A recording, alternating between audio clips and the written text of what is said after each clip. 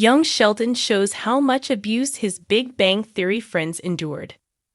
Hello everyone, welcome back to my another video. I hope everyone is having a wonderful day. Before starting the video, please go ahead and hit the subscribe button and give this video a like up. Young Sheldon Season 5.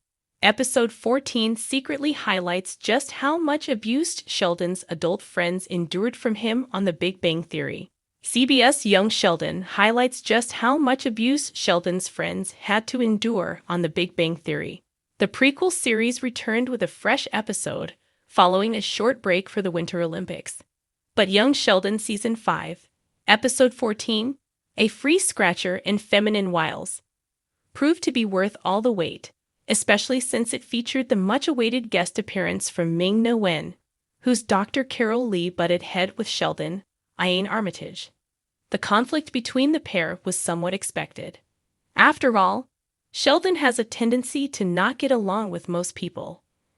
But when Dr. Linkletter, Ed Begley Jr., and Dr. Sturgis, Wallace Shawn, started disagreeing over how to best handle a study, East Texas Tech President Heach Mayor Wendy Wallace opted to send Dr. Lee to sort things out.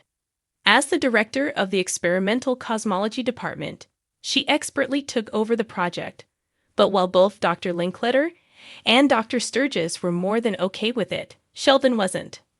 Young Sheldon's George change ruins its Big Bang Theory crossover.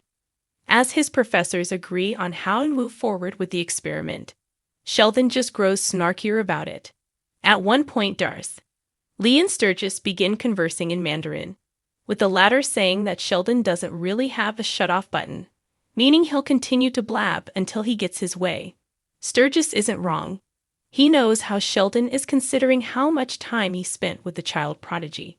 This is because they're far too similar.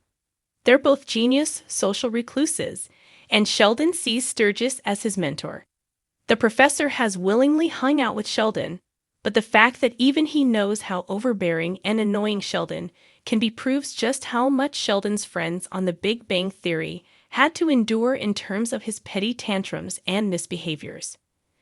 What makes this worse is that Leonard, Johnny Galecki, and the rest of the Pasadena gang were pretty much forced to deal with his bad behavior no matter what.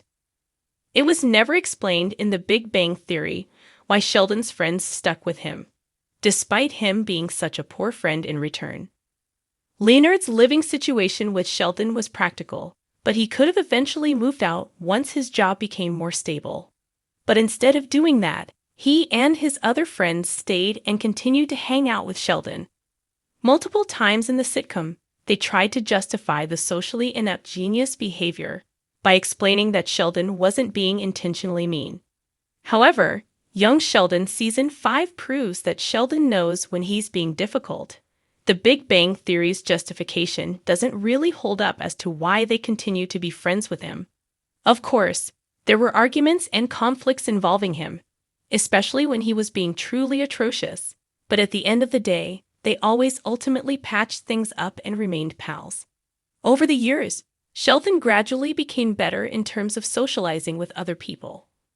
While he did have some occasional slips like on the Big Bang Theory final, where he ruthlessly invalidated his friends' feelings, he eventually realized his mistake and made up for it.